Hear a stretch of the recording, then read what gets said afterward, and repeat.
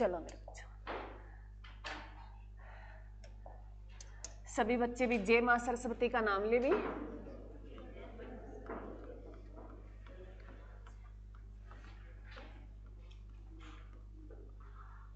क्या पढ़ रहे हैं मेरे बच्चों? हम हिस्ट्री पढ़ रहे हैं। हिस्ट्री को क्या बोलते हैं मेरे बच्चों? इतिहास बोलते हैं।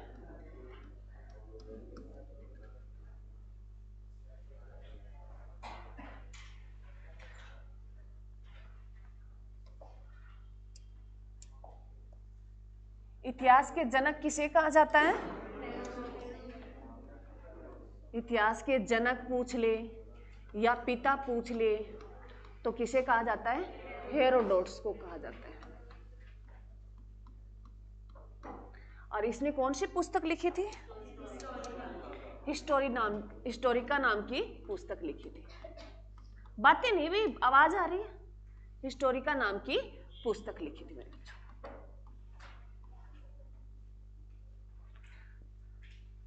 बातें नहीं पूछना है तो मेरे से पूछो, कोई बात नहीं। और कोई खास ही बात है तो तुम बाहर जा सकते हो भी, एक बार डिस्कस कर रहा हो बाहर, उसके बाद आ जाना। सुनो तो मेरे बच्चों, ये तो नॉर्मल क्वेश्चन था तो तुमसे पूछ ही लेता है। हाँ जी, आवाज आई? अरे तो तुम्हारा इतना इम्पोर्टेंट काम नहीं है मेरे बच्चों, और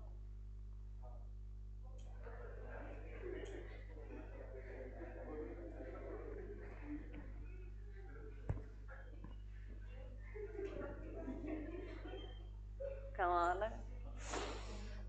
सीएम भी मीटिंग लेता ना तो वो फोन पहले क्या करता है? साइलेंट करता है, और कॉल नहीं उठाता बीच मीटिंग में। कभी भी देख लेना, कोई भी नहीं उठाता। कभी तुमने कहीं मीटिंग देखी हो? और मीटिंग नहीं है, अब क्लास चल रही है। तो मेरे बच्चों, इतना मेरे को नहीं लगता तुम्हारा इतना कोई इंपॉर्टेंट काम हो, और अगर हो भी जाए तो तुम क्लास छोड़ के 1 मिनट के लिए जा सकते हो, वहां हो जाए पूरा माहौल, मतलब तुम्हारी तरफ था अब सभी का ध्यान। अगर तू कोई खास ही बात करता ना तो ध्यान हम पूरा फोकस था तुम पे भाई।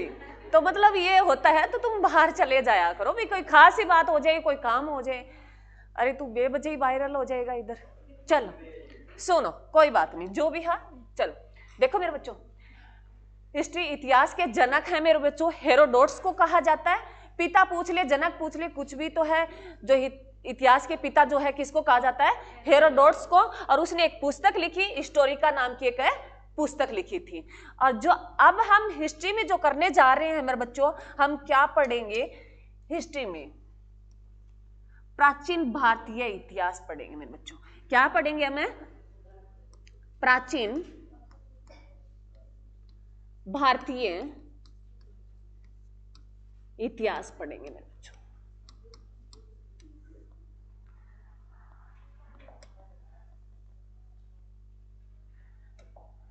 प्राचीन भारतीय इतिहास का जो है विकास, पूरा अगर तुम्हें हेडलाइन पूछे भी ये हम पढ़ क्या रहे हैं, तो प्राचीन भारतीय इतिहास का विकास पढ़ रहे हैं भी, कैसे उस प्राचीन भारत का जो है विकास हुआ। जो कल करा दिया, परंतु नए बच्चे हैं, मैं एक बार तुम्हें बता देती हूँ भी इस पूरे प्रोसेस में हम क्या क्या करेंगे और स्टेप बाय क्या चलेगा, जो तुम्हें हमेशा याद रखना। मैंने कहा भी तुम टॉपिक से याद रखोगे तो वो सारी चीजें याद रह जाएगी। तो पहले अगर बात करें मेरे बच्चों, तो हम इसमें पढ़ेंगे पाषाण काल। पहले क्या पढ़ेंगे? पाषाण काल पढ़ेंगे। ये पाषाण काल जो है मेरे बच्चों, पाषाण काल, इसके बाद जो है पाषाण काल क्या होता है? पाषाण पत्थर होते हैं मेरे बच्चों, पत्थर का रहा। पहले मैंने कहा भी उनके जो है तुम्हें ये लगाना, हम 3 भागों में पढ़ेंगे। पहले बड़े पत्थर हुआ करते थे, फिर उसके उन्होंने काट पीट के जैसे जैसे उनकी दिमाग जो है काम करना शुरू किया, उनके छोटे पत्थर बना दिए, जिसके हम अलग अलग पढ़ेंगे। इसको अगर ज्यादा हम हिस्ट्री यहाँ जो मेरे बच्चों मैं तुम्हें बता देती हूँ, एक खास बात होती है। जैसे एज ए मैं तुम्हें पढ़ा रही हूँ, मैं तुम्हें कोई भ्रम में नहीं रखना चाहती, और मैं ये चाहती हूँ तुम भी उस चीज को मतलब कैचअप करो। मैं जो हिस्ट्री यहाँ पढ़ा रही हूँ तुम्हें सेंस ऑफ वही दूंगी, परंतु हिस्ट्री में फर्क होता है। जैसे तुम अब ये नॉर्मल हिस्ट्री पढ़ोगे तो उसमें मैं तुम्हें वही बातें नॉर्मल जो एग्जाम में पूछी जाती है वही बताऊंगी, और परंतु जैसे डीपली हिस्ट्री का जैसे लेक्चर आर बनता है, हिस्ट्री का लेक्चरर होता है, तुम्हें पता है भी स्कूलों में जो पोस्ट होती है अभी +1 2 में पढ़ते हो, उससे पहले भी होती है, और उसके बाद अगर बात करो तुम कॉलेज के लेक्चरर होते हैं, उसके बाद पीएचडी करते हैं लोग हिस्ट्री में, तो वो वहाँ ये वाली नहीं पढ़ते, इसमें हर एक चीज़ डीपली पढ़ते हैं। पाषाण काल में जैसे हमने आगे हम पढ़ेंगे भी, तो इसमें ये होता है भी पहले उन्होंने पत्थर का है उसको, पहले बड़े पत्थर को क्या बोलते थे, वो पेवलू बोलते थे, फिर चॉपर बोलते थे, फिर चॉपिंग बोलते थे, मतलब ऐसे पत्थरों का नाम है। तो वहां तक हमें जाने की जरूरत नहीं है, और वहां एग्जाम में हमारे से वो क्वेश्चन नहीं पूछेगा। ऐसा हमारे से ये पूछेगा भी प्रयाग ऐतिहासिक काल वो कैसा काल था, तो वो लिखित साक्ष्य ही नहीं मिले, तो उसमें जैसे मैंने तुम्हें कल जो है कई लाइनें लिखा दी थी भी, पहले उन्होंने कौन से पशु को पालतू पशु बनाया, उन्होंने खेती करनी कब सीख ली थी, आग की खोज कब हो गई थी, पहिए की खोज कब हो गई थी, तो नॉर्मल क्वेश्चन ऐसे पूछता है। ये ध्यान रखना कहीं ये हो जाए भी मेरी वाली जैसे तुम अगर बाद में कहते हो, तो मैं तुम्हें ये बता देती हूँ हिस्ट्री बहुत डीपली होती है, और मेरे बच्चों ये 12 महीने में सिलेबस कंप्लीट नहीं होता। अब जो हम 2-3 महीने में जो हिस्ट्री का सिलेबस कंप्लीट कर देंगे, वो एज आप ऐसा कोई एग्जाम दे देना, जैसे रेलवे का दे रहे हो और एसएससी का दे रहे हो, वो एग्जाम हो जाएंगे, पर एज ए टीचिंग के लिए नहीं है। टीचिंग का एग्जाम होता है उसमें बहुत डीपली आता है मेरे बच्चों, ठीक है। इसमें तुम एसएससी का निकाल सकते हो, दिल्ली पुलिस का है, हरियाणा पुलिस का है, एचएससी का है, वो सारे एग्जाम निकल जाएंगे, वहां से तुम्हें नहीं लगेगा। परंतु यह मेरे पढ़ने के बाद तुम कोई भी बुक्स उठाते हो भी, किसी भी इतिहासकार की हो या किसी टीचर ने लिखी हो, तो वहां तुम्हें ये नहीं लगेगा भी हमें को तो पढ़ना नहीं आ रहा, समझ में नहीं आया ये बोल क्या रहा है, तुम्हें समझ पकड़ हो जाएगी। क्लियर है? तो नोट्स का मतलब होता है मैं वो क्रीम ही लेके आई हूँ यहाँ। मैं हमेशा कहती हूँ तुम्हें 50-60% ही होता है मेरे बच्चों, 100% में तो बहुत कुछ हो जाता है। सारी चीजें 100% ना तो इस मेमोरी में आ सकती, ना हम याद रख सकते, हम वही बातें करते हैं और उसके आसपास हमें पढ़ लेते हैं। तुम कोई बुक्स पढ़ोगे तो तुम्हें ये से लगेगा भी ये तो सारी मैडम ने बताई दी, ठीक है। तो ये आंसर का मेरे बच्चों पाषाण काल के बाद जो है हम पढ़ेंगे हड़प्पा सभ्यता। क्या पढ़ेंगे? हड़प्पा सभ्यता पढ़ेंगे। सुन लो एक बार, ये लिखना नहीं है, ये तो मैं बहुत बार तुम्हें लिखाऊंगी। हड़प्पा सभ्यता पढ़ेंगे। हड़प्पा सभ्यता के बाद जो है मेरे बच्चों हम पढ़ेंगे वैदिक काल। क्या पढ़ेंगे? वैदिक काल। ये वैदिक काल के बाद जो है मेरे बच्चों, अब सुनो, इसमें तीनों पार्ट आ गए। एक ऐसी चीज पढ़ेंगे जिसका हमें कोई लिखित में सबूत ही नहीं मिले, बस सिर्फ हमने हमारे थॉट जो है, हमारे आइडियाज जो है उसके आधार पर हमने लिखा। एक ऐसा इतिहास पढ़ेंगे जहां हमें लिखित में तो बहुत कुछ मिला है परंतु हम पढ़ नहीं पाए। उसके बाद हम ऐसा पढ़ेंगे जहां मेरे बच्चों लिखित में मिला है और हम पढ़ भी पाए हैं। इसके बाद जो है वैदिक सभ्यता के बाद जो हम करेंगे मेरे बच्चों, इसके बाद मैं तुम्हें ऐसे सीक्वेंस में चलेंगे। उसके बाद अगर हम बात करें तो इसके बाद हम धार्मिक पढ़ेंगे। इसके बाद हमारा एक है धार्मिक आएगा, धर्म से संबंधित धार्मिक, जिसमें इस धार्मिक में हम दो ही चीजों का जिक्र करेंगे। धर्म तो बहुत सारे हैं मेरे बच्चों, इसमें हम पढ़ेंगे जैन धर्म और बौद्ध धर्म। जो महावीर स्वामी और जो है महात्मा बुद्ध के बारे में पढ़ेंगे, बौद्ध धर्म के बारे में जानेंगे मेरे बच्चों। जैन धर्म और बौद्ध धर्म के बारे में, धार्मिक में हम दो ही धर्म पढ़ेंगे, जैन धर्म और बौद्ध धर्म। जो है मेरे बच्चों एग्जाम में क्वेश्चन यहां से पूछ लेता है, जैन धर्म महावीर स्वामी जो 24वें तीर्थंकर थे, और बौद्ध धर्म में महात्मा बुद्ध जो तुम सारे जानते हो। उसके बाद जो है मेरे बच्चों यहां से जो है किस है, जो साम्राज्य का उदय होगा, मगध साम्राज्य आएगा। यहां से क्या आएगा मेरे बच्चों? मगध साम्राज्य पढ़ेंगे। मगध का विकास, मगध साम्राज्य, उसके बारे में जिक्र करेंगे। मगध जो साम्राज्य है मेरे बच्चों, इसमें जो है हम किसका किसका जिक्र करेंगे। इसके बाद आएगा जैसे हम इसमें पढ़ेंगे हर्यक वंश पढ़ेंगे, हर्यक वंश पढ़ेंगे मेरे बच्चों, शिशुनाग वंश पढ़ेंगे, शिशुनाग वंश पढ़ेंगे, और उसके बाद नंद वंश पढ़ेंगे मेरे बच्चों, नंद वंश पढ़ेंगे। जो घनानंद का जिक्र करते हैं हम, लगभग जो है इस घनानंद का जिक्र है जो किया जाता है मेरे बच्चों, ये वंश पढ़ेंगे। बीच में हर्यक वंश है, शिशुनाग वंश है और नंद वंश है, ये इंपॉर्टेंट रहेंगे। नंद वंश में जैसे घनानंद को जो अंतिम, कई बार हम चंद्रगुप्त मौर्य का जिक्र करते हैं तो हम कहते हैं भी जो अंतिम राजा घनानंद था उसको जो चाणक्य का जिक्र करते हैं तो हम बताते हैं भी चाणक्य ने किस वंश के राजा को जो पराजित किया था। घनानंद जो नंद वंश का राजा था उसको पराजित करके वो किस वंश की नींव रख देता है मेरे बच्चों? मौर्य साम्राज्य की। उसके बाद जो है सबसे बेस्ट जो बताया जाता है वो मौर्य साम्राज्य बताया जाता है मेरे बच्चों। मौर्य साम्राज्य जो है, मौर्य वंश बोल सकते हैं, मौर्य साम्राज्य भी बोल सकते हैं। तो इसका हमें जिक्र करेंगे और इसमें जो महान हुए हैं मेरे बच्चों, चंद्रगुप्त मौर्य और अशोक का सबसे मोस्ट इंपोर्टेंट है, जहां से क्वेश्चन है बनते हैं। मैं आपको टिक कराते जाऊंगी भी यहां से क्वेश्चन आए हैं और आने की संभावना है। लिखने में हम बहुत कुछ लिखाऊंगी मैं तुम्हें, परंतु तुम्हें बता दूंगी भी, सेंस पकड़ा दूंगी भी, यहाँ लगभग मेरे बच्चों ये पूछे गए हैं क्वेश्चन और यहाँ से पूछे जाते हैं।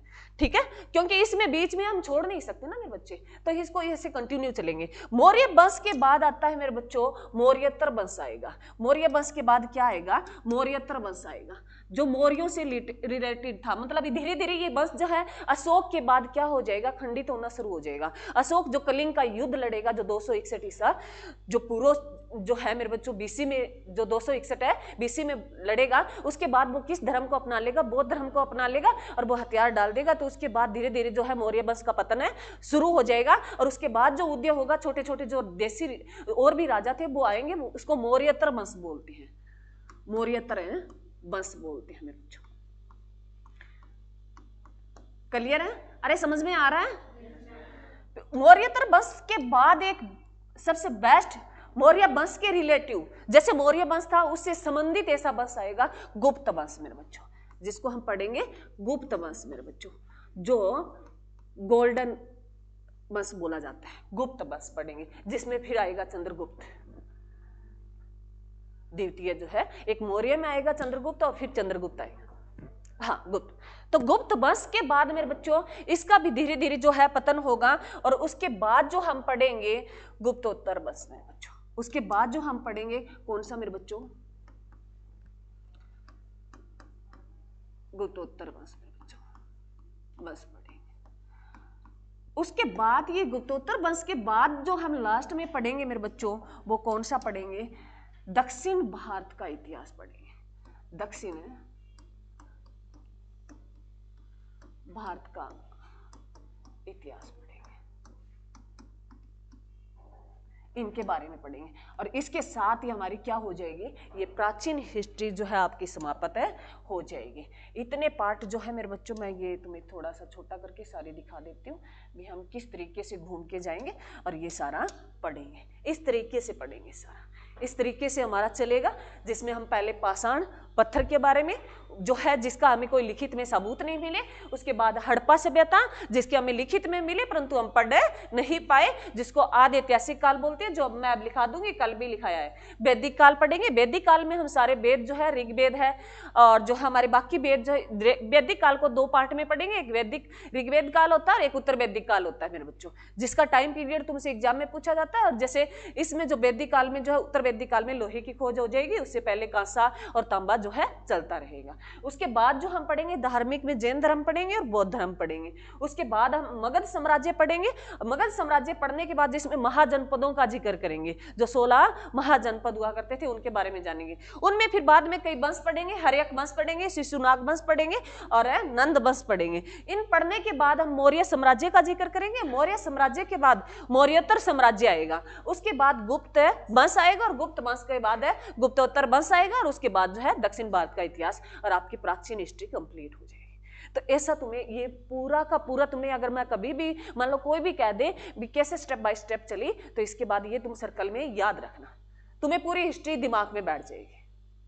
ठीक है, 100 के 100 नहीं याद होती परंतु मेन मेन बातें तो याद रखनी चाहिए ना, तो ऐसे तुम्हारी पूरी हिस्ट्री आ जाएगी। क्लियर मेरे बच्चों? अरे क्लियर है? यहां तक किसी बच्चे को कोई दिक्कत है नहीं है? तो चलो आगे देखो मेरे बच्चों।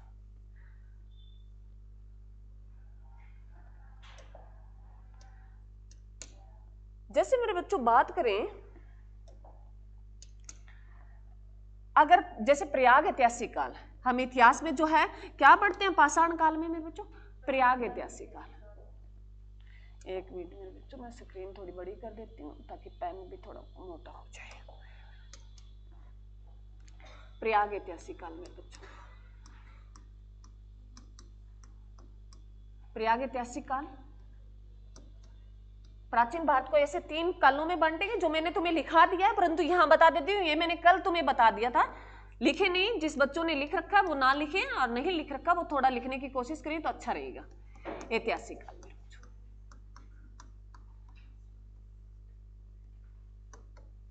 काल, उसके बाद जो है मेरे बच्चों ऐतिहासिक काल।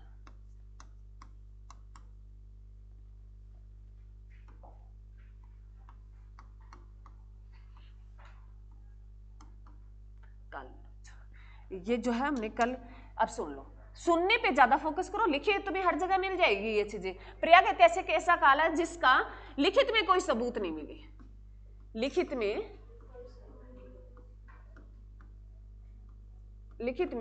कोई सबूत नहीं मिले,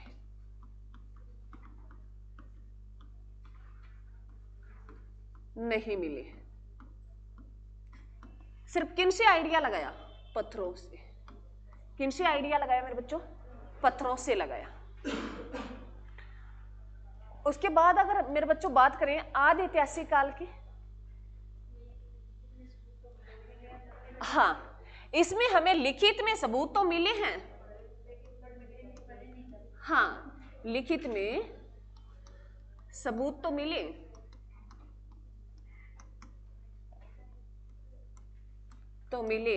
परंतु पढ़ नहीं पाए।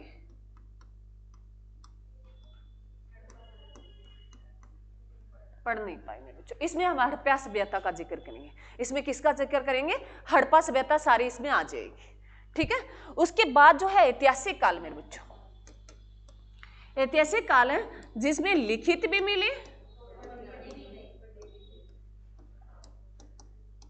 मिले और पढ़े भी गए, जैसे वैदिक काल है और है पढ़े भी गए, जिसमें हम जिक्र करेंगे। इसमें अगर लिखना चाहो तो लिख लो, हड़प्पा सभ्यता का जिक्र करेंगे, वो मैंने तुम्हें आगे ऊपर बता दिया है। और इसमें जिक्र करेंगे मेरे बच्चों किसका? वैदिक काल का, वैदिक काल का जिक्र करें। इतना याद हो गया? क्लियर मेरे बच्चों? यहां तक किसी बच्चे को कोई दिक्कत नहीं? दिक्कत है ना? चलो, उसके बाद जो है मेरे बच्चों, अगर बात करें, इतना लिख लिया ना सभी ने? समझ में आया ना? बस तुम्हें याद रखना, ये पूछ लेता है प्रयाग ऐतिहासिक काल क्या था, तो एग्जाम में लिखा होगा भी इसके कोई लिखित में सबूत नहीं मिले, भी कोई हमें लिखने में नहीं मिला। लास्ट में इसकी चित्रकारी मिलेगी, जो हम भीमबेटका गुफा का जिक्र करेंगे वो बाद में मध्य पाषाण काल की बात है। और जो आदि ऐतिहासिक में हम हड़प्पा सभ्यता, तो इसका टाइम पीरियड जो था मेरे बच्चों, इसका कल मैंने तुम्हें लिखाया, अभी प्रयाग ऐतिहासिक काल का टाइम पीरियड है वो अज्ञात वर्ष से, ध्यान से सुनो, अज्ञात वर्ष से 10,000 वर्ष बीसा पूर्व। ये बीसी वाला कंसेप्ट है ना, तुम्हें याद है मेरे बच्चों बीसी क्या होता है? एक थोड़ा सा पहले ये समझो, क्योंकि हर चीज तो है समझनी है तुम्हें, हर चीज तो मेरे बच्चों समझ के चलनी है तुम्हें। एक ग्रेगियन कैलेंडर होता है, ग्रेगियन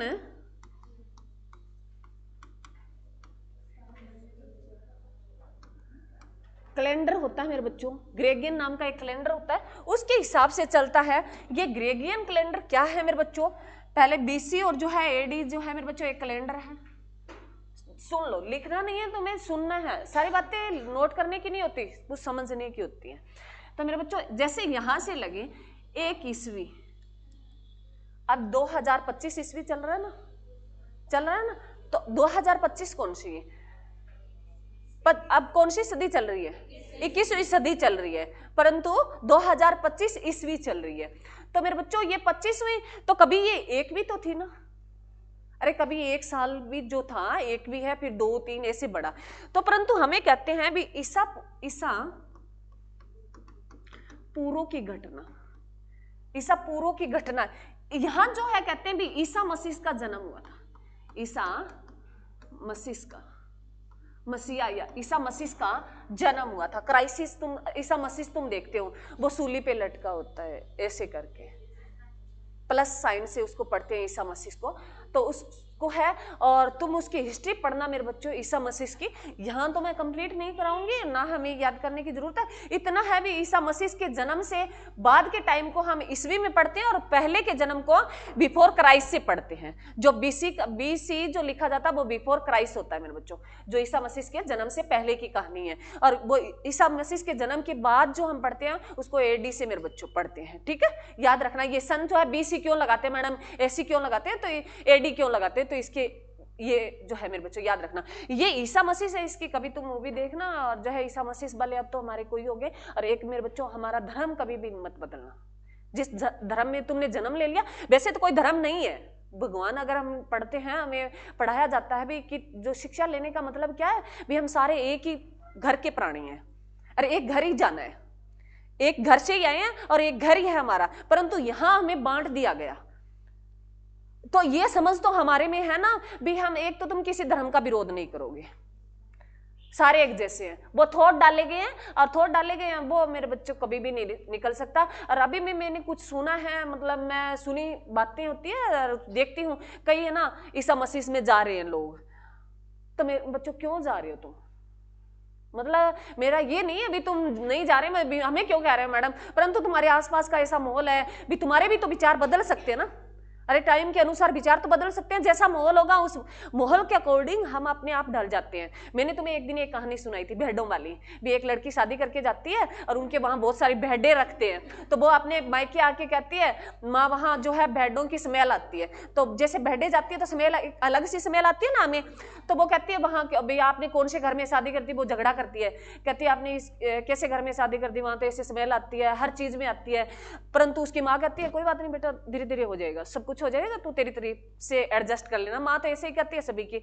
तो वो बेटी उसको 2-3 साल हो जाती है शादी हुए, तो बाद में वो ढल जाती है, उसको उसकी आदत लग जाती है, मतलब उसको स्मेल फिर बंद हो जाती है, क्योंकि वो आदत बन गई ना। जिस माहौल में कई जगह जैसे बदबू आ रही है तो हमें लगता है यहाँ बदबू आ रही है, और वहां हम रहने लग जाए तो एहसास भी नहीं होगा यहाँ कोई बदबू आ रही है, तो उस बदबू की से आदत पड़ जाती है। और बाद में उसकी माँ कई सालों के बाद पूछती है बेटे अब आप स्मेल नहीं आ रही वहां, तो कहती है माँ वो मैंने सुधार दिया। सुधार कहाँ दिया, बेडों में स्मेल तो वैसे ही आती है, जो 10 साल पहले आ रही थी स्मेल तो वैसे ही आती है, सुधार कहाँ दिया, वो आदत है बन गई। तो मेरे बच्चों जैसे हैं तो वो एक आदत से बन जाती है, और तुम जैसे माहौल में जाओगे तो अपना धर्म कभी भी मत बदलना। जिस धर्म में आ गए, और हम जैसे लोगों ने धर्म बनाया, जातियां बनाई है, वो तुम अच्छी तरीके से जानते हो, बताने की जरूरत नहीं है।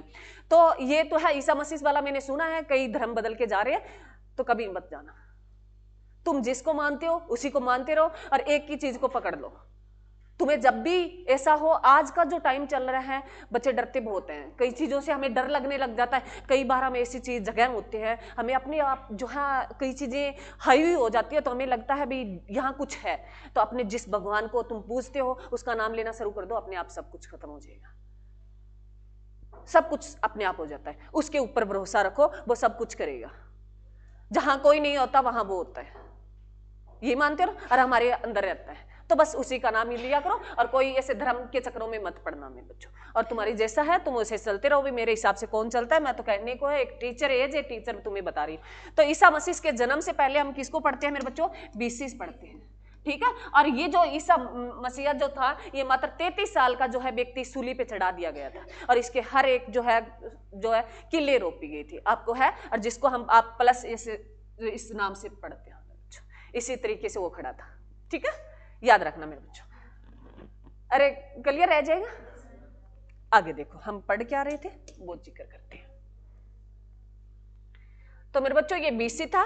उसके बाद तो मैं एक थोड़ी क्या नहीं है, मैं बता दूं। तो देखो मेरे बच्चों, अज्ञात वर्ष से ये 10 जा रहा है, बीसी पूर्व की कहानी है, परंतु जो एनसीईआरटी उठाओगे ना, वहां तुम्हें यहाँ 20 लाख लिखा मिलेगा, 20 लाख मिलेगा। भी एनसीईआरटी उठाओगे तो वहां तुम्हें 20 लाख मिलेगा। कई बुकों में तुम्हें अज्ञात वर्ष मिलेगा, तो अज्ञात वर्ष जिसको हम जान भी नहीं पाए, तो ये 20 लाख जो है किस पे आइडिया लगाया, एक कोई खोपड़ी मिल गई, कोई पत्थर मिल गया, उसको आइडिया लगाया गया है। तो मेरे बच्चों ये कोई जरूरी नहीं है सत्य हो, और तुमसे पूछा भी नहीं जाएगा, ठीक है, समथिंग। उसके बाद जो है मेरे बच्चों, कल मैंने तुम्हें बताया भी ये 10,000 से शुरू होता है, 10,000 लिखा होगा, और ये 4,000 तक चलता है, 4,000 तक, परंतु एनसीईआरटी तुम्हें यहाँ 8,000 दिखाई देगी, एनसीईआरटी क्या दिखाई देगी? 8000 देगी। तो इसके नीचे तुम 8000 और लिख लो 4000 के नीचे, कई बुक्स तुम्हें 4000 दिखाएगी और इस डाटा पे तुम्हें जाना ही नहीं है। उसके बाद अगर बात करें मेरे बच्चों, ऐतिहासिक काल जो है ये 4000 है या 8000 से 2500 BC तक मिलेगा मेरे बच्चों। 2500 BC जहां से हम क्या शुरू कर देंगे? हड़प्पा सभ्यता से। ठीक ठीक ठीक ठीक ठीक ठीक ठीक ठीक, हाँ जी हाँ जी हाँ जी, हम समझ गए। चलो मेरे बच्चों, तुमने ये सुन लिया मेरे बच्चों। अब ये जो 3 पार्ट मैंने तुम्हें लिखाए हैं ना, ये किसके लिखाए हैं? प्रयाग ऐतिहासिक काल के, जिसको हम ये जो लिखाया है वो किसका? पूर्व पाषाण काल। ठीक है, मेरा दिमाग उल्टा चल रहा है। पूर्व पाषाण काल, ठीक है। उसके बाद जो लिखाया है मेरे बच्चों, ये जो है 10,000, अरे बातें नहीं भी, बहस मत करो, सुन लो। ये 10,000 से 8,000 या 4,000 मेरे बच्चों, तुम 4,000 भी लिख लेना, कई बुक्स तुम्हें 4,000 दिखाएगी। जो ये है मध्य पाषाण काल, मध्य पाषाण काल। और ये जो है मेरे बच्चों 4,000 या 8,000 से 2500 BC तक, यह है नव पाषाण काल।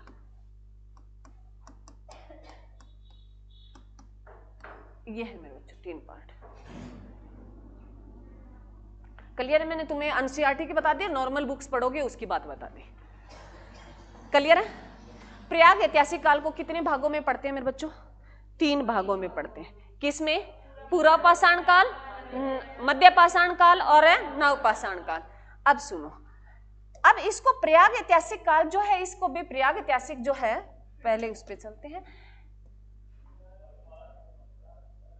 एक रॉबर्ट ब्रूस नाम का व्यक्ति था, उसने प्रयाग ऐतिहासिक काल के बारे में बताया। कौन था मेरे बच्चों? प्रयाग ऐतिहासिक काल का जो है एक इतिहासकार था, वो कौन था? रॉबर्ट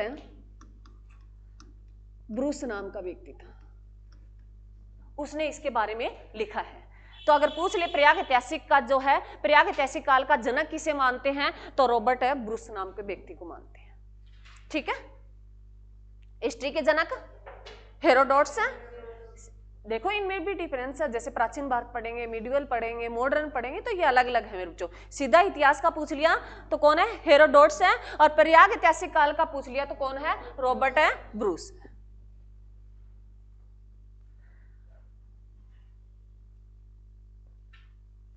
क्लियर मेरे बच्चों? उसके बाद जो है मेरे बच्चों, इनमें जो है, सुनो, लिख लिया ना, ये सुन लो। उसके बाद अगर बात करें मेरे बच्चों, भी एक जैसे तुम पढ़ते हो, मानो 1 मिनट लिखना नहीं है तुम्हें, पहले सुनना है। मानो इसको 3 पार्ट में हम पढ़ते हैं, जैसे पाषाण काल, लिखना नहीं है, अरे पाषाण काल या पाषाण युग, कांस्य युग और लौह युग,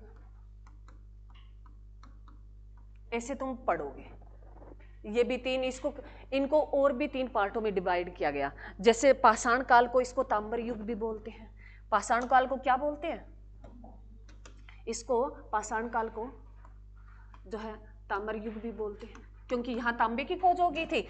सुन लो मेरे बच्चों, सुन लो, ये सुनने वाली बात है, लिखी तुम्हें हर जगह में। और ये जिस व्यक्ति ने कहा ना, वो जॉन लुबाक था मेरे बच्चों। जो ये बातें जिस व्यक्ति ने कही, अलग अलग इतिहासकारों ने अलग अलग पार्टों में डिवाइड किया है हिस्ट्री को, किस तरीके से तुम्हें पढ़ना है। एक जॉन है ये मेरे बच्चों, हाँ, जो ये ले है मेरे बच्चों, लुबक नाम का एक जो है इतिहासकार था। उन्होंने इसको 3 पार्टों में ऐसे बांटा मेरे बच्चों। मानव को जो है अभी पाषाण युग था, वो पत्थरों का युग था, और पाषाण में जो है आते आते मध्य जो पाषाण युग में हम जो है ताम्र की खोज हो जाएगी, वहां तांबे की खोज हो जाएगी। अरे तांबा जानते हो? कांसा जानते हो? तांबा क्या बताओगे? किस चीज से तुम मेरे को बताओगे भी तांबा ये चीज वो बनती है? तांबा घर में किस चीज में होता है? मतलब तुम्हारे घर में क्या क्या तांबे में बर्तन होते हैं तांबे के? और कांसा, तांबे में टीन मिला दे तो कांसा बन जाएगा ना।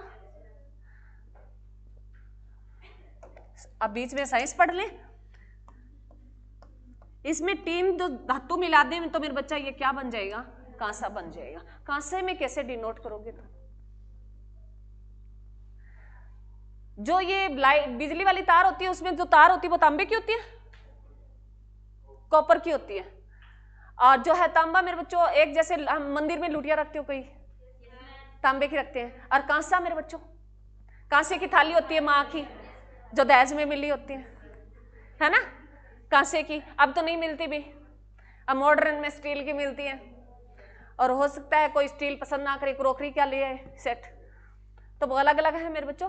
तो याद रखना तांबा और जो है कांसा, घर जाके देखना और उनसे पूछना घर वालों से। तो तांबा जो था, अब सुनो, इस 3 युग में बांटने वाला जो है, जैसे हम प्रयाग ऐतिहासिक, आदि ऐतिहासिक और जो है ऐतिहासिक, क्या पढ़ के हैं 3, सुनो मैं उससे जोड़ रही हूं तुम्हें याद कराने के लिए। हम 3 इतिहास, प्राचीन इतिहास को 3 भागों में पढ़ेंगे, प्रयाग, आद और ऐतिहासिक। प्रयाग ऐतिहासिक में जिसमें लिखित में सबूत नहीं मिले, परंतु किससे आइडिया लगाया गया, पत्थरों से, ठीक है। उसी पत्थरों के साथ हमें क्या मिले, तांबे की कुछ वस्तुएं मिली, तांबा मिला। तो उसी युग को, जो प्रयाग ऐतिहासिक काल को, युग को किस नाम से जानते हैं, पाषाण काल से भी जानते हैं और तांबा युग से भी जानते हैं, ताम्र युग, वहां तुम्हें ताम्र युग, ठीक है, एक ही है परंतु उसको 3 नामों से जाना गया। प्रयाग ऐतिहासिक काल जिसका लिखित में कोई सबूत नहीं है, पाषाण काल जहां पत्थरों से आइडिया लगाया गया, और ताम्र युग वहां ताम्र की वस्तुएं मिली थी, तांबा की। क्लियर, अरे समझ में आया। उसके बाद है मेरे बच्चों, जैसे हम आदि ऐतिहासिक पढ़ के आए, वहां लिखित में सबूत तो मिले परंतु हमसे पढ़े नहीं गए। हड़प्पा सभ्यता पढ़ेंगे, वहां कांसे की मूर्ति मिलेगी जो मोहनजोदड़ो में मिलेगी, एक नर्तकी की फोटो मिली वो कांसे की थी, तो कांसे के बर्तन मिलेंगे। तो उसको, उस युग को, आदि ऐतिहासिक काल को किस युग से जाना जाता है, कांसे युग से। पीतल क्या होता है बताओ फिर, पीतल क्या होता है, पीतल क्या होता है, पता चल गया तुम्हें। तो मेरे बच्चों जो कांस्य युग था, सुनो, आदि ऐतिहासिक काल था वो कैसा युग था, कांस्य युग था। कैसा युग था, कांस्य युग था। उस इतिहास को पूछ सकता है तुमसे, ये पूछ ले भी, कांस्य युग पूछ ले तो तुम्हें ये याद होना चाहिए किसकी बात कर रहा है, आदि ऐतिहासिक काल, हड़प्पा सभ्यता की बात कर रहा है, ठीक है। उसके बाद अगर पूछे लोहा युग मेरे बच्चों, तो है वैदिक सभ्यता पढ़ेंगे, तो उत्तर वैदिक काल में तुम्हें बताऊंगी। और क्वेश्चन ये आता है मेरे बच्चों कि अभी लोहे की खोज कब हुई थी, तो उत्तर वैदिक काल में हुई थी। लोहा धातु किस काल का है, तो किसका काल का है, ऐतिहासिक काल का है मेरे बच्चों, जो हम वैदिक सभ्यता में पढ़ेंगे। किसका, वैदिक सभ्यता में। तो क्वेश्चन कैसे बन सकता है, उत्तर वैदिक काल का। ये क्वेश्चन बहुत बार एग्जाम में आया है मेरे बच्चों, जो है लोहा युग, जिसको हम ऐतिहासिक काल में पढ़ेंगे, वैदिक सभ्यता में। क्लियर है, अरे क्लियर है, समझ में आया ही नहीं है, पीछे समझ में आया। तो मेरे बच्चों जहां जिस धातु का जिक्र किया गया उसको इस युग नाम से जाना गया। क्लियर है। और ये इस जो है धातुओं के नाम से युग पर जो नाम देने वाले व्यक्ति थे वो कौन थे, जॉन लुबाक थे। कौन थे, जॉन लुबाक थे मेरे बच्चों। अब जो है मेरे बच्चों ध्यान से सुनना, तो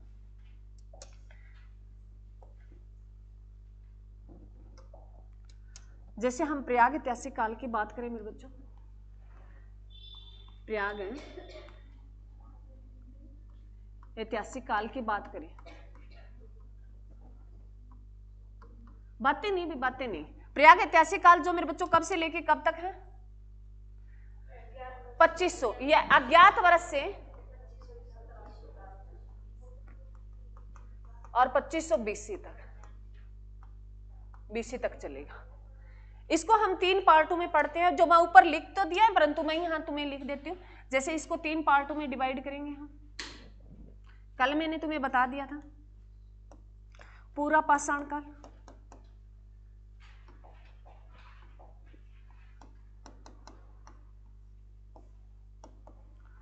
और जो है मध्य पाषाण काल मेरे बच्चों,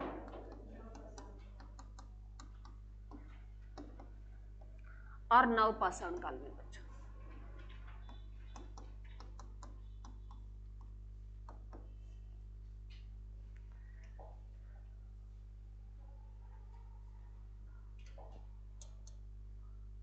ये था मेरे बच्चों, ये कल हमने जो है पढ़ लिया था। इनका अलग अलग मैंने तुम्हें टाइम पीरियड अलग अलग ऊपर दे दिया है, ठीक है। जो टाइम पीरियड है वो मैंने अलग अलग तुम्हें डिवाइड करके दे दिया है मेरे बच्चों।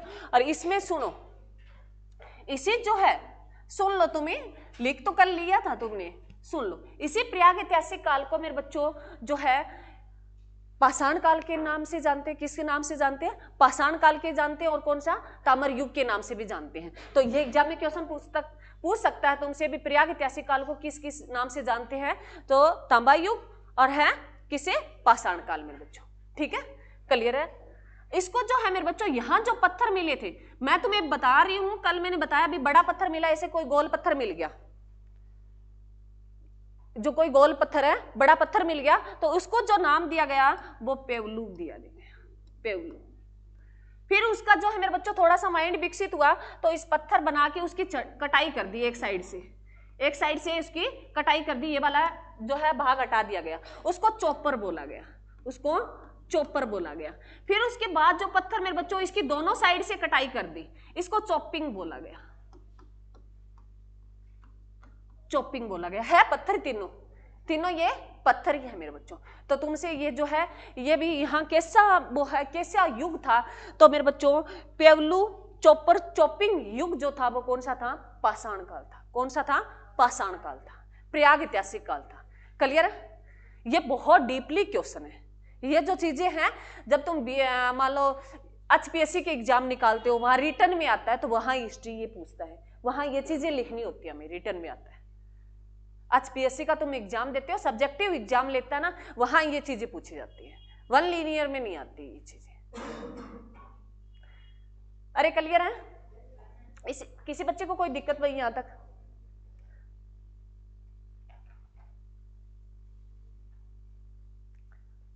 क्लियर मेरे बच्चों?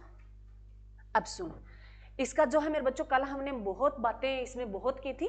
अब उसके बाद जो है मेरे बच्चों, इनको काटते काटते मैंने तुम्हें जो है लास्ट में ये लिखाया था भी, जो है उन्होंने सबसे पहले जो हथियार कौन सा बनाया? हथौड़ी बना ली थी। कौन सी बना ली थी? कुल्हाड़ी बना ली थी। अच्छा, कुल्हाड़ी बना ली थी क्या? अरे कौन सा बोला रे? बड़ी स्पष्ट आवाज दी है। कौन सा था? हाथ ऊपर करो। अच्छा, बहुत अच्छी बात है, ऐसे बोला करो।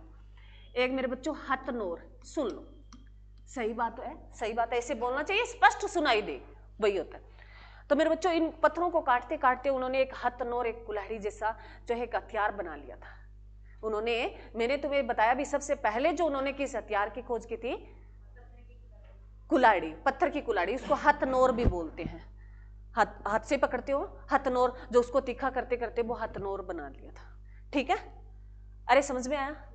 और ये जो हथनोर मिला था मेरे बच्चों, ये कहाँ मिला है भी, कैसे जो है, ये एक है सोहन नदी घाटी में मिला था। कौन सी नदी थी? ये एक है सोहन नदी घाटी में मिला था। ये जो मिला था, ये हथनोर जो मिला था, वो सोहन नदी घाटी में मिला था मेरे बच्चों।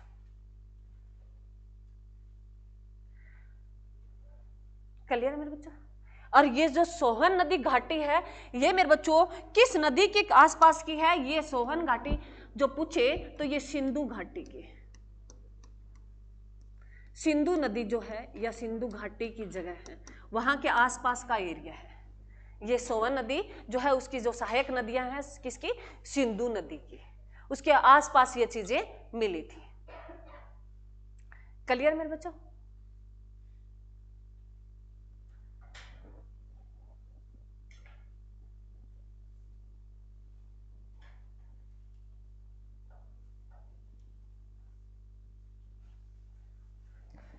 यहां तक किसी बच्चे को कोई दिक्कत? आगे देखो, इसके साथ तुम्हें एक ध्यान रखनी है भी, कौन सी घाटी की प्रयोग किया गया? तो सोहन नदी घाटी है जो मेरे बच्चों, जो हथनोर मिला है हमें। ठीक है? उसके बाद अगर बात करें मेरे बच्चों, और ये जो है सोहन नदी किसके आसपास की है? सिंधु नदी के आसपास का एरिया है। अगर हमारे भारत का हम जिक्र करें, सिंधु नदी कहां बहती है? हड़प्पा सभ्यता में पढ़ेंगे ज्यादा, ये पाकिस्तान में जाती है। पहले पाकिस्तान का कोई जिक्र नहीं था, पाकिस्तान हमारा भाग था, भारत था हमेशा। पाकिस्तान क्या था? हमारा ही हिस्सा था, और अब वो अलग बन गया, तो वहां जो है सिंधु नदी बहती है मेरे बच्चों। ठीक है? उसके बाद अगर मेरे बच्चों, अगर तुम थोड़ा सा एक बार पहले नोट करना भी, ये जो चीजें हैं, ये सभ्यता लगभग ऑलमोस्टली कहाँ देखने मिलेगी? जैसे हम अगर बात करें मेरे बच्चों पीछे, जैसे अगर मैं तुम्हें बताऊं, तो कल मेरे बच्चों मैंने तुम्हें बताया था भी पूर्व पाषाण काल में किसकी खोज हो गई रही थी? आग की खोज होगी थी। किसकी खोज होगी थी? आग की खोज कर ली थी मेरे बच्चों। ये क्वेश्चन एग्जाम में बहुत बार आया है भी आग की खोज कब होगी थी? पूरा पाषाण काल में होगी थी। आग की खोज कब होगी थी? पूरा पाषाण काल में होगी थी। क्लियर मेरे बच्चों? ये क्वेश्चन बहुत बार पूछा गया है। और इसमें क्या था? आग की खोज होगी तो हमने आइडिया लगा लिया भी वो मांस को खाते थे। भी आदि मानव लोग कैसे थे? अरे वो पहले जो है पाषाण, वो घूमते रहते थे झुंडों में, मतलब जो है ये भी फल खा लिए, मांस खा लिया। तो बाद में उन्होंने धीरे धीरे पत्थर, जैसे हम खेलते हैं ना, खेल खेल में पत्थरों से उन्होंने चलाना शुरू किया तो वो आग चिंगारी उठी। उन्होंने सोचा ये तो कुछ अलग ही कर लिया हमने, तो उन्होंने धीरे धीरे ऐसे घास फूस में आग लगा दी और वो है आग की आविष्कार हो गया। तो ये एग्जाम में क्वेश्चन तुमसे पूछता है भी आग का आविष्कार कब हो गया था? पूरा पाषाण काल में हो गया था। क्लियर मेरे बच्चों? उसके बाद जो है उन्होंने मांस पकाना शुरू कर दिया। तो अब तुमसे क्वेश्चन पूछ ले भी उन्होंने मांस को पकाकर खाना कब शुरू कर दिया था? तो जब आग की खोज कर ली थी तब उन्होंने, हम आइडिया लगा रहे हैं भी उन्होंने मांस को पकाकर खाना शुरू कर दिया था। क्लियर? उसके बाद मध्य पाषाण के काल की बात करें तो इसमें मैंने तुम्हें कल मेरे बच्चों को बताया था कौन सा? हाँ, एक स्वास्तिक चिन्ह मेरे बच्चों, जो ऐसे हम जिसको सांख्या बोलते हैं, इसकी खोज हो गई थी। और कहते हैं भी इसी में दाह संस्कार करना सीख गए थे। मतलब मनुष्य को जो अगर जिसकी डेथ हो जाती है तो उसको जलाना सीख गए थे। नहीं तो वो कहते हैं भी बॉडी को इधर उधर फेंक दिए होते हैं, जानवर खा जाते हैं या वो खुद खा जाते होंगे, ऐसा समथिंग। हम जानवरों को ही खाते हैं ना लोग, तो इंसान को भी खाते होंगे। अरे खाते हैं, नहीं खाते? आज एक न्यूज में आई, एक 7 साल के बच्चे की आंख निकाल दी। अरे 7 साल के बच्चे ने कौन सा कांड कर दिया?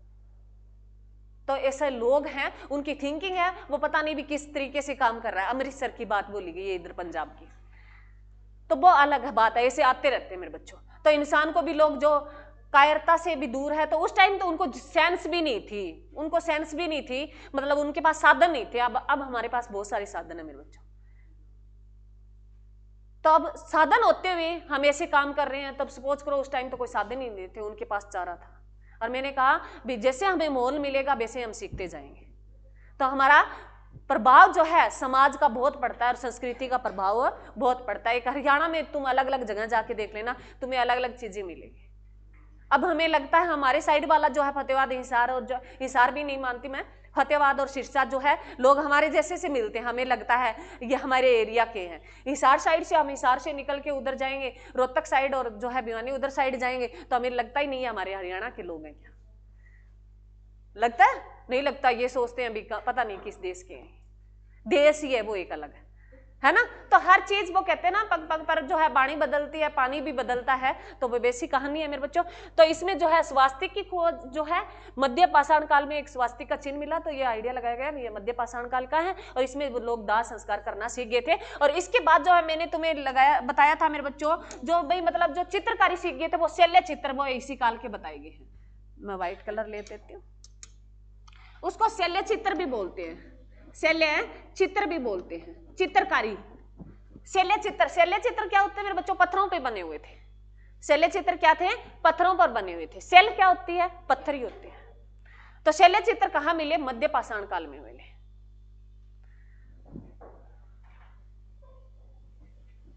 क्लियर मेरे बच्चों? अरे क्लियर? उसी के साथ तुम लिख लो मेरे बच्चों, जैसे हम अगर बात करें भी तांबे की, ताम्र जो है यहां इसी युग में मिला। तांबा जो ताम्र है जो है इसी युग को बोला जाता है। सीधा अगर तुमसे पूछ ले भी ताम्र युग जो है प्रयाग ऐतिहासिक काल में किसको बोला जाता है? मध्य पाषाण काल को बोला जाता है। ताम्र युग किसको बोला जाता है? मध्य पाषाण काल को बोला जाता है ताम्र युग, जो मैंने कल तुम्हें अलग अलग बता दिए थे। कल तो मैंने तुम्हें बताया था, मैं हिस्ट्री की तुम्हें एक सेंस पकड़ा के जा रही हूँ, कल हम इसके बारे में डीपली पढ़ेंगे। तो 1 लीनियर क्वेश्चन कुछ लिखा दिए थे, तो मेरे बच्चों उसी के साथ लिख लो, कोई बात नहीं। जो ताम्र युग है जो किसको बोलते हैं? मध्य पाषाण काल को बोलते हैं। वहां तांबे, आइडिया लगाया गया भी वहां तांबे मध्य पाषाण काल के आसपास है, उस टाइम पीरियड में मिला होगा जब 10,000 से 8,000 या 4,000 के बीच में जो टाइम पीरियड था उसके बीच की कहानी है। क्लियर मेरे बच्चों? अरे क्लियर? उसके बाद जो है मेरे बच्चों नव पाषाण काल, जो सबसे बेस्ट युग बताया गया है। और ये यहाँ जो है मेरे बच्चों ये भी पूछ सकता है, मध्य पाषाण काल में वो पशु पालना तो सीख गए थे, पर सिर्फ किसके लिए? पशुओं का मांस खाने के लिए। खेती बाड़ी जो सीखा, उन्होंने खेती करना सीखा, वो कब सीखा मेरे बच्चों? हाँ जी, खेती करना या खेती करना और कृषि करना अलग अलग है या एक है? एक है ना। अरे कृषि करना और खेती करना डिफरेंस समझाओगे ना। कई बच्चे होते हैं एक ही शब्द पे जुड़े होते हैं। अब जैसे मैंने खेती करना लिखा दिया और एग्जाम में आ जाए कृषि करना, तो कंफ्यूज मत होना मेरे बच्चों, खेती और कृषि एक ही बात है। लिखना चाहो तो दोनों बातें लिख लो। जो करते हैं उसको तो पता ही है, भी नहीं करते भी शहर में रहते हैं, शहर में ही पले, तो उनको तो पता ही नहीं है भी जो है कपास कैसे बनती है। हमें तो पता है, हम तो भाई देख के आए हैं। और जिनको नहीं देखी तो उसके भरोसे तो कुछ भी नहीं है, वो पौधा ही नहीं बता पाएगा। कई चीजें तो हम भी कंफ्यूजिंग है, क्योंकि अब वाली पीढ़ी खेत में नहीं जाती, तो कई पौधा आ जाता है। अब इधर वाले एरिया में हम जैसे यहाँ, अब तो चलो भी हमारा हो गया, उधर चावल लगे होते हैं तो हमें नहीं पता भी चावल लगी है कनक लगी है। वो वैसे वैसे बरसीन होती है और मेथी, एक वो कौन सी होती है, बरसीन और मेथी ना सेम सेम होता है, पता ही नहीं चलता। परंतु जो बरसीन होती है उसकी जो वो डाली होती है ना वो पतली होती है, और जो मेथी वाली होती है वो थोड़ी सी कड़क होती है। मैं तो ऐसे आइडिया लगाती हूँ, घर में क्या ही देते हैं, जब चारा लेके आते हैं भी मेथी छांट लो, तो मेथी छांटनी पड़ती है, तो उसमें भी थोड़ी जो है कड़क होती है वो छांट लेते हैं। कई बार फूल नहीं होते उस पर, तो ऐसे समथिंग मेरे बच्चों आइडिया लगाया जाता है भी हम थोड़ा सा उसको रिलेट करके पढ़ते हैं चीज़ों को। तो वैसे ही तुम पढ़ते हो तो थोड़ा सा ध्यान रखा करो। तो उनके लिए है मेरे बच्चों भी खेती और करना और कृषि करना एक ही बात है, तुम कंफ्यूज मत होना, ठीक है। उसके बाद जो है मेरे बच्चों वो खेती करना सीखी, तो वो पशु पालना, फिर वो मेरे बच्चों दूध वगैरह वो सारी चीजें आ गई थी। तो यहाँ पशु पालना शुरू किया था, खासकर उन्होंने यहाँ किया था पशुपालन। और इसमें सबसे बड़ी जो खोज हुई थी वो किसकी हुई थी मेरे बच्चों, पहिए की खोज हो गई थी। किसकी होगी थी, पहिए की खोज हो गई थी। ये एग्जाम में क्वेश्चन बहुत बार आया है, पहिए की खोज कब होगी थी, नवपाषाण काल में होगी थी, एग्जाम में बहुत बार आया है। और वो मकान में बना कर रहना, अपनी बस्ती बना ली थी, उनका एक समाज बन गया था। अगर तूने पूछ लिए तुमसे क्वेश्चन है भी जो है आदि मानव जो लोग थे, जो प्रयाग ऐतिहासिक काल में लोग जो है उनका एक समाज कब बन गया था, तो नवपाषाण काल में बन गया, क्योंकि वो मकान बनाकर रहने लग गए। जब मकान इकट्ठे हो जाते हैं और एरिया हो जाता है तो उसको समाज कहने लग जाते हैं। अरे ऐसा ही होगा, हाँ। तो भाई समाज का ऐसा तुम्हारे ये कॉमन सेंस पे काम करेगा। ये चीजें जो है किस पे काम करेगी, तुम्हारे कॉमन सेंस पे काम करेगी। क्लियर है मेरे बच्चों, यहां तक किसी बच्चे को कोई दिक्कत है नहीं है ना। चल अब मेरे बच्चों जो याद रखना, मैं ताम्र युग से वहां बात कर रही हूँ। ताम्र युग यह जो इसमें जो है हमने एक चित्रकारी की, चित्रकारी का अगर मेरे बच्चों बात करें तो तुम्हें मैंने बताया था भी चित्रकारी के जो साक्ष्य मिले थे हमें कहां से मिले थे। ये मध्य प्रदेश में एक गुफा पड़ती है, भीमबेटका गुफा,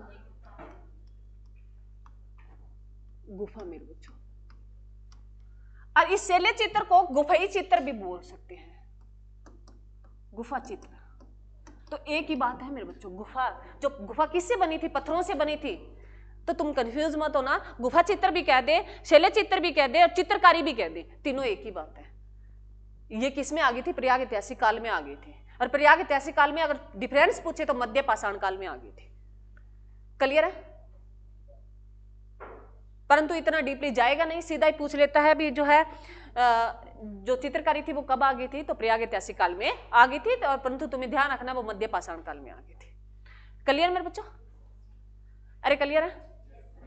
अब जो जितनी बातें मैंने बताई है यहां तक, ये बातें मेरे बच्चों, ये सबसे ज्यादा जो चीजें मिली है ना, ये मैं जो अब लिखने जा रही हूं, तुम्हें देखना है फिर तुम्हें बनाना है मेरी तरह, पहले देखना है। अगर मेरे बच्चों भारत की ऐसी बात करें तो ये भारत के हम 4 खंडों में, जैसे ये तो तुम जानते हो ना, उत्तर, दक्षिण, पूर्व, पश्चिम, ये जानते हो। चलो उसके बाद अगर बात करें मेरे बच्चों, ये पाकिस्तान वाला एरिया, पहले पाकिस्तान नहीं था, ये ध्यान रखना है, हमें प्राचीन भारत पढ़ रहे हैं, ठीक है। तो ये जो है मेरे बच्चों इधर से जाते हुए ऐसे ऐसे थोड़ा सा मिली है, यहां जो आसपास मिले हैं हमारे, जो यहां अगर बात करें मेरे बच्चों, ये तो पाकिस्तान वाला इधर जो जाके बात करेंगे तब है। हमारे भारत की स्पेशल बात करें, हम क्या पढ़ रहे हैं, प्राचीन भारतीय इतिहास पढ़ रहे हैं। क्या पढ़ रहे हैं, प्राचीन भारतीय इतिहास, जिसमें मैंने ग्रीन रंग का लगाया है। ये जो यहां बात करें मध्य प्रदेश है मेरे बच्चों, कहाँ है, मध्य प्रदेश है। यहां बात करें राजस्थान है, राजस्थान है। और यहां बात करें मेरे बच्चों महाराष्ट्र है। इस वाले एरिया में जो है ये जगह अगर स्थान और जो छोटे छोटे तुम्हें कोई क्षेत्र दे समथिंग सारे तुम लिखोगे तो तुम इतना याद भी नहीं कर पाओगे। ये बातें तुम्हें मैं इसलिए बता रही हूँ भी, ये जो अगर तुमसे कोई भी पूछ ले प्राचीन जो है इस प्रयाग ऐतिहासिक काल का और तुम्हें समझ में नहीं आ रहा भी हम इस कौन सा ऑप्शन चुने, तो उसमें 3 जगह याद रखनी है, राजस्थान, मध्य प्रदेश और महाराष्ट्र। कौन सी 3 जगह याद रखनी है मेरे बच्चों? महाराष्ट्र, मध्य प्रदेश और राजस्थान। अब जो राजस्थान में जो है मेरे बच्चों, अगर बात करें भी कैसा युग था, वो तांबे का युग था। तांबा सबसे ज्यादा कहाँ देखने को मिलता है? राजस्थान के खेतड़ी में मिलता है, राजस्थान के खेतड़ी। तो राजस्थान का उस टाइम प्राचीन प्रयाग ऐतिहासिक की बात करें तो आहार संस्कृति थी, आहार संस्कृति में बच्चों, वहां कैसी संस्कृति? आहार संस्कृति का जिक्र करते हैं राजस्थान में। तांबा जो सबसे ज्यादा जो भंडार मिलते हैं हमारे देश में, वो कहाँ मिलते हैं मेरे बच्चों? राजस्थान में मिलते हैं। कहाँ मिलते हैं? राजस्थान में। परंतु तुम प्रयाग ऐतिहासिक काल से इसको पढ़ोगे तो ये राजस्थान के आहार संस्कृति से स्थान से आता है।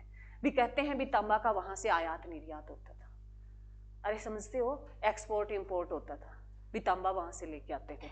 तो इतने क्षेत्र में हम आइडिया लगा रहे हैं। मध्य प्रदेश का अगर बात करें, यहाँ जो है हम आगे पढ़ेंगे मेरे बच्चों, मालवा क्षेत्र है, मालवा संस्कृति। ये जो मैं आगे तुम्हें जो है इसका जिक्र करेंगे, हम जो संस्कृति आगे हम महाजनपद पढ़ेंगे जिसमें मालवा का जिक्र आएगा, हिस्ट्री में आगे जाएंगे मालवा का बहुत जिक्र आएगा। तो ये मालवा संस्कृति है, ये मध्य प्रदेश में। इसके आसपास बहुत चीजें मिली हमें, पत्थर मिले हैं, हड्डियां मिली हैं, तो उससे आइडिया लगाया गया भी यहाँ जो है उस टाइम के लोग रहते थे। ठीक है। और महाराष्ट्र की बात करें मेरे बच्चों, यहाँ जारवे है, एक जारवे संस्कृति बोलते हैं इसको, जारवे संस्कृति बोलते हैं। महाराष्ट्र में बात करें जारवे संस्कृति है, तो वहां से ऐसे हमें चीजें मिली हैं। अरे क्लियर है?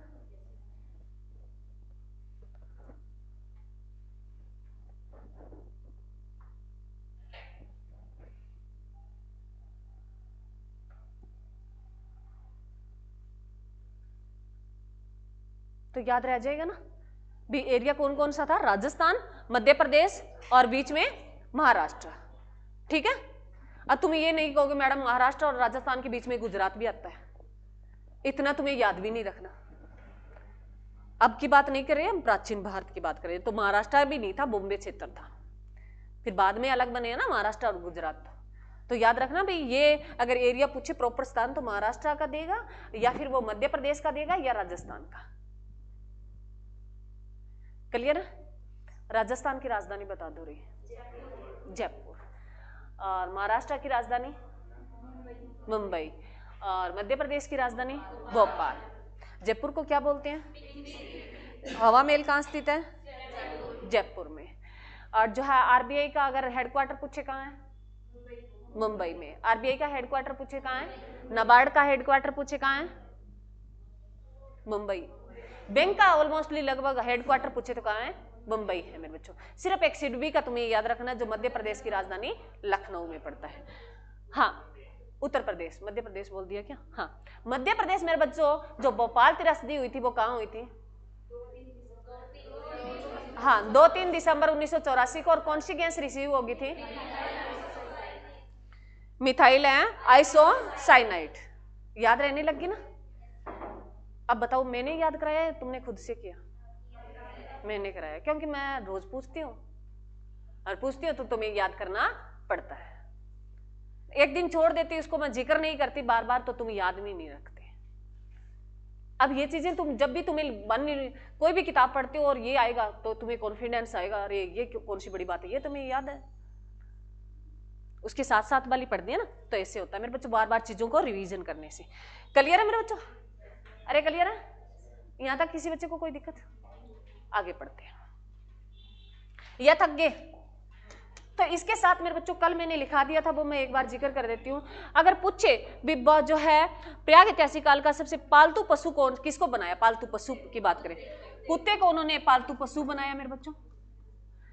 अगर पूछे सबसे पहले हथियार की बात करें तो कौन सी, क्या था मेरे बच्चों? कुल्हाड़ी थी।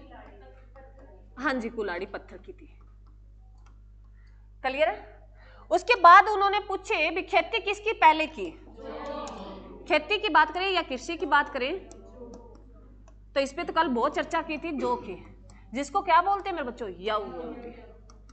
ठीक है, अब रिपीट नहीं करूंगी मैं कल वाली बात। ठीक है, उसके बाद अगर बात करें और क्या किया था हमने, हाँ सबसे पहले धातु की, कौन सी धातु, धातु पूछे तांबा मेरे बच्चों, तांबा। और तांबा में आप जैसे अगर हम हड़प्पा सभ्यता में जाएंगे तो वहां बता दूंगी भी, तो तांबा में हम क्या प्लस कर देंगे, 3 प्लस कर देंगे, और कौन सी धातु आ जाएगी, कांस्य आ जाएगी। क्लियर, यहां सिर्फ तुम्हें क्या याद रखना है, तांबा याद रखना है। क्लियर, उसके बाद और क्या किया था, इतना ही किया था। चलो यहां तक कर लिया मेरे बच्चों, पढ़े आगे, हिस्ट्री पढ़ेंगे या करंट पढ़े, करंट करवा दो। चलो करंट का क्वेश्चन नोट करें। हिस्ट्री भी कल हम आदि ऐतिहासिक पढ़ेंगे, ये तो कल मैंने ऑलमोस्टली लगभग करवा दिया था मेरे बच्चों। अब करंट का क्वेश्चन लेते हैं, तुम्हें करंट दे देते हैं। आदि ऐतिहासिक काल कल शुरू कर देंगे, हड़प्पा सभ्यता कल शुरू कर देंगे मेरे बच्चों। ठीक है, अब कंप्लीट तो होनी नहीं है, थोड़ा टाइम बचे। एक जीआई टैग सुना है मेरे बच्चों तुमने,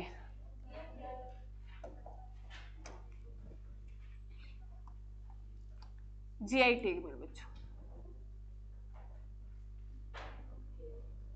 जीआई टैग है मेरे बच्चों, लिख देती हूँ टैग, मैं बता देती हूँ तुम्हें, बस ज्यादा तुम्हें घुसने की जरूरत नहीं है। और कोई इसके बारे में कोई ज्यादा ही अगर जानकारी ले तो भाई तुम ये लो उठा के दो रहे।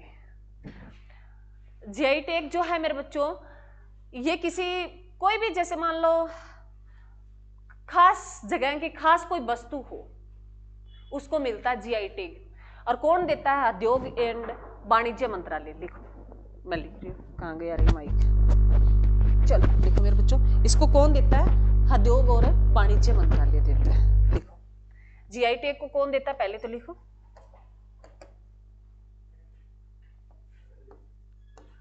उद्योग और वाणिज्य मंत्रालय। एग्जाम में क्वेश्चन आ सकता है, मोस्ट इंपोर्टेंट है। इसको जो देता है जीआई टैग को, ये किसी जो है जीआई टैग जो है मेरे बच्चों, किसी भी चीज पे दिया जाता है। मान लो जैसे अंबाला का है, हमारे हरियाणा की अगर हम बात करें तो हरियाणा में आम बहुत फेमस है, अंबाला के। तो अंबाला के आमों को मैं ये एग्जाम्पल दे के बता रही हूँ तुम्हें, ना कि मेरे बच्चों एक चीज बता रही हूँ, मैं एग्जाम्पल दे के तुम्हें बता रही हूँ भी कैसे दिया जाता है। अंबाला के जो है जैसे आम जो है बहुत प्रसिद्ध है, तो उनको जैसे एक जीआई टैग मिलेगा, जो कितने बरस का ये जीआई टैग होगा, 10 बरस तक मिलता है। इस जीआई टैग की जो है लिमिट कितनी होती है, 10 बरस तक होती है। मतलब खास ब्रांड जो है, खास चीज हो। इसका हम बताएंगे भी पहला किसको मिला। अब जो है गुजरात की एक जबानी है उसको मिला था, तो वो चीजें करेंगे, वो तुम्हें याद नहीं रखनी है, हमें हरियाणा के रिलेटिव। तो तुम्हें इतना पता होना चाहिए भी जीआई टैग जो है मिलता किसको और कौन देता है। तो ये भिन्न भिन्न वस्तुओं को मिलता है, जरूरी नहीं है मेरे बच्चों, जैसे कई बार जो चित्रकारी होती है उनको भी मिल जाता है खास जगह की, या कोई वस्तुएं होती है जैसे सोल, अब सर्दियों का सीजन है, कोई सोल अच्छी है तो सोल को जीआई टैग मिल सकता है। तो ये ध्यान रखना मेरे बच्चों, किसको मिलता है, जो वस्तुएं हैं उनको मिलता है, ना कि किसी व्यक्ति को मिलता है। किसको मिलता है, वस्तुओं को मिलता है। और देता कौन है, उद्योग और वाणिज्य मंत्रालय देता है। और यह उद्योग और वाणिज्य मंत्रालय अगर पूछे वर्तमान में इसका जो मंत्री कौन है, उद्योग और वाणिज्य मंत्रालय का जो मंत्री कौन है, केंद्रीय मंत्री कौन है मेरे बच्चों, केंद्रीय मंत्री कौन है, उद्योग और वाणिज्य मंत्रालय का वर्तमान में केंद्रीय मंत्री कौन है रे, पीयूष गोयल है या अश्विनी है, अश्विनी वैष्णव कौन है, अरे पीयूष गोयल है, पीछे आवाज आई है, पीयूष गोयल है, हाँ जी लिखो, पीयूष गोयल है मेरे बच्चों, हरियाणा की नहीं है मेरे बच्चों, सेंट्रल सरकार की बात कर रही हूं। ये तो मैंने एग्जाम्पल दिया तुम्हें अम्बाला का, जैसे मतलब भी अम्बाला के आम फेमस है, इसको मिला नहीं, वो मिला मेरे को, अभी तक इसका ध्यान नहीं है अम्बाला के आम को। तुम ये बात नोट मत करना, मैंने तुम्हें एग्जाम्पल दे के बताया। ये सिर्फ तुम्हें भी ये फेमस खास प्रसिद्ध चीज हो उसको जीआई टैग देते हैं। कौन देता है? उद्योग और वाणिज्य मंत्रालय देता है। तो वर्तमान में तुम्हें केंद्रीय मंत्री पूछ ले तो पीयूष गोयल है मेरे बच्चों। और इसकी शुरुआत जो हुई थी जीआई टैग की वो अब करते हैं। ये तो मैंने तुम्हें अब सेंस पकड़ाया है भी कुछ ऐसी चीज होती है। क्लियर है? इसका जो एक्ट आया था जीआई टैग का वो 1999 में आया मेरे बच्चों। एक्ट की बात करें तो इससे संबंधित जो एक्ट आया था वो 1999 में आया था। और इसको जीआई टैग पहली बार जो दिया था वो 2003 में इसको जीआई टैग को लागू कर दिया गया। जीआई टैग को लागू कब कर दिया मेरे बच्चों? 2003 में कर दिया था। जीआई टैग देना जो है लागू कब हो गया था?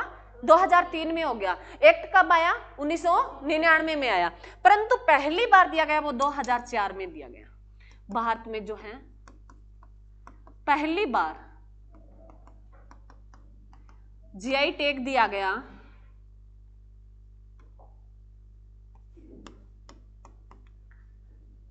भारत में पहली बार जीआई, ये आई ऐसे लिख लेना मेरे बच्चों, कहीं 1 मान लो तुम, जीआई टैग दिया गया वो 2004 में दिया गया था। 2004 में दिया गया था। और 2004 में ये जो दार्जिलिंग की चाय को मिला, किसको मिला? दार्जिलिंग चाय को मिला।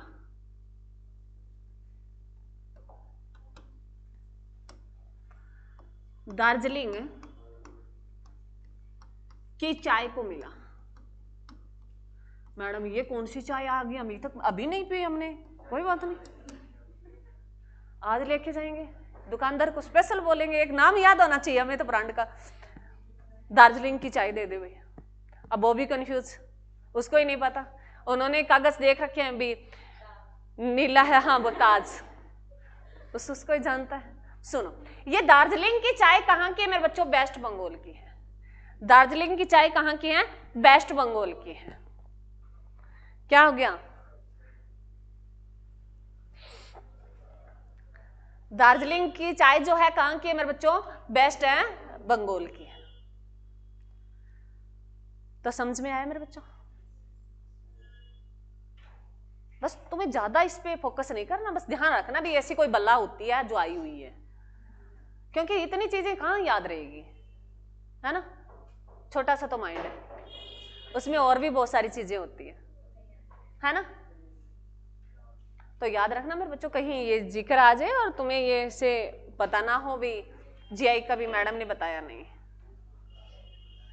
तो जीआई टैग जो है मेरे बच्चों वस्तुओं को मिलता है। पहली बार जो एक्ट आया वो 1999 में आया। और इसको जो है कौन लेके आई?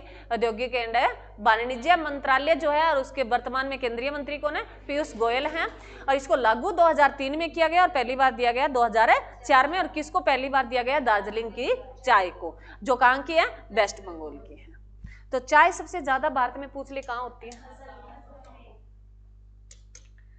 चाय का उत्पादन भारत में, चाय का जो उत्पादन, हाँ जी, सबसे ज्यादा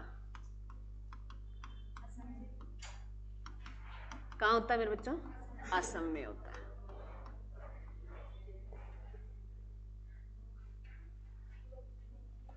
अगर भारत में सबसे ज्यादा चाय उत्पादन पूछ ले तो मेरे बच्चों कहाँ होती है? असम में होती है। सबसे ज्यादा चाय का उत्पादन पूछे तो असम में होता है। असम की राजधानी क्या है मेरे बच्चों? दिसपुर। असम का एक मोइदम स्थान है, वो कौन सी? रामसर साइड है रे? विश्व धरोहर है या रामसर साइड है? विश्व धरोहर है, याद रखना मेरे बच्चों। विश्व धरोहर है कौन सी? 43वीं। और 44वीं विश्व धरोहर कौन सी है? मराठा किले। और एक तुम्हें रामसर साइड बताइए, अभी लिखो। ये लिख लिया ना मेरे बच्चों सभी ने? और मतलब ये सुनो, इसके बारे में थोड़ा सा है, ये 10 साल जैसे कोई चीज को मिल गया, मतलब ये टैग 10 साल तक वो चलेगा, उसका मतलब है नाम, और उसके बाद जो है आगे एक्सटेंड भी हो सकता है। अगर वो औचित्य सही रहता है, मतलब उसमें कोई गड़बड़ी नहीं मिलती है प्रॉपर तरीके से, तो उसका टाइम पीरियड एक्सटेंड भी हो सकता है, ये भी ध्यान रखना। उसके बाद जो है मेरे बच्चों, इसमें हम पढ़ते हैं विश्व धरोहर कितनी है। विश्व धरोहर भारत में, भारत की बात कर रहे हैं मेरे बच्चों, भारत में वर्तमान में विश्व धरोहर कितनी है मेरे बच्चों? 44 है। कितनी है? 44 है। रामसर साइड पूछिए, 94 है मेरे बच्चों। अमूर्त धरोहर,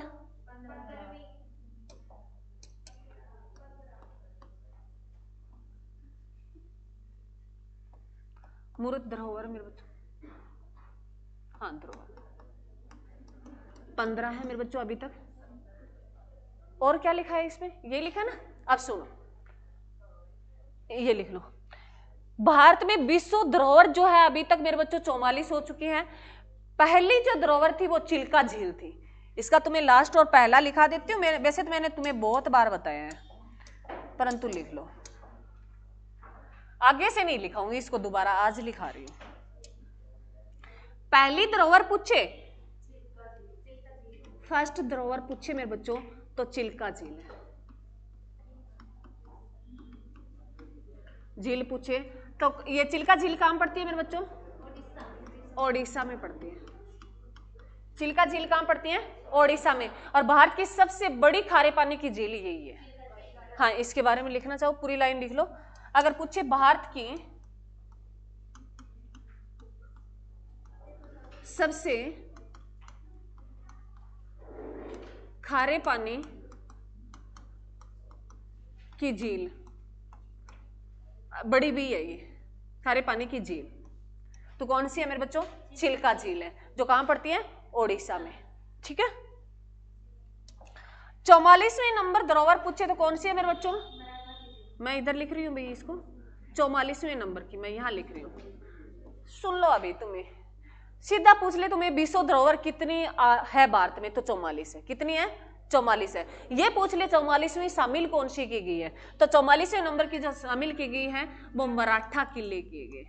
मराठा किले मेरे बच्चों, ये मराठा किले जो है मेरे बच्चों हमें कहाँ देखने को मिलता है? महाराष्ट्र और तमिलनाडु में। मराठा किले लगभग जो है महाराष्ट्र में मिलते हैं, परंतु इसका एक जो किला है वो तमिलनाडु में भी देखने को मिलता है। तमिलनाडु में, तमिलनाडु एक किला तमिलनाडु में भी देखने को मिलता है। ऑलमोस्टली लगभग मराठा किले कहां देखने को मिलेंगे? महाराष्ट्र में। क्लियर मेरे बच्चों? अरे क्लियर है? चलो, इसके बाद मेरे बच्चों बात करें भी 94 जो है रामसर साइड आ गई है। इसमें तुम्हें पहले लिखने की जरूरत नहीं है। 94 नंबर की आई है, वो कौन सी आई है? गोगा बिल झील है मेरे बच्चों। ये गोगा बिल झील जो है कहाँ की है? बिहार की है मेरे बच्चों। गोगाबल झील जो है ये बिहार की है बच्चों। 94 नंबर की रामसर साइड है होगी है। ये करंट की बता रही हूं तुम्हें आपकी। अमूर्त होती है, धरोहर होती है मेरे बच्चों। मूर्त होती है जो हम देख सकते हैं, मूर्त चीज होती है तो जो हम देख सकते हैं। जैसे मान लो ये बिल्डिंग है, अब जैसे मैं मतलब बोल रही हूं, क्या तुम मेरी वॉइस को देख सकते हो? नहीं सकते, महसूस कर सकते हो। क्या कर रहे हो तुम? महसूस कर रहे हो। मैं जो बोल रही हूं उसको तुम देख पा रहे हो? नहीं देख पा रहे ना, महसूस कर रहे हो मैं मैडम कुछ बोल रही है। तो जैसे संगीत वगैरह होता है वो कैसी धरोहर होती है मेरे बच्चों? अमूर्त धरोहर होती है। तो बेसिक धरोहर हमारे भारत में अभी तक है 15 है। और 15वें नंबर की पूछे तो मेरे बच्चों किसको शामिल किया गया है? गरबा को, जो कहां का है मेरे बच्चों? गुजरात का।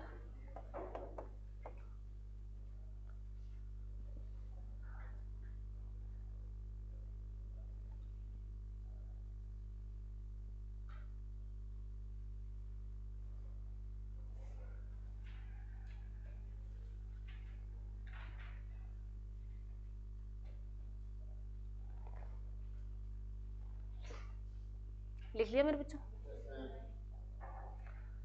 किसी बच्चे को कुछ पूछना हो, दिक्कत हो, समझ में ना आया हो?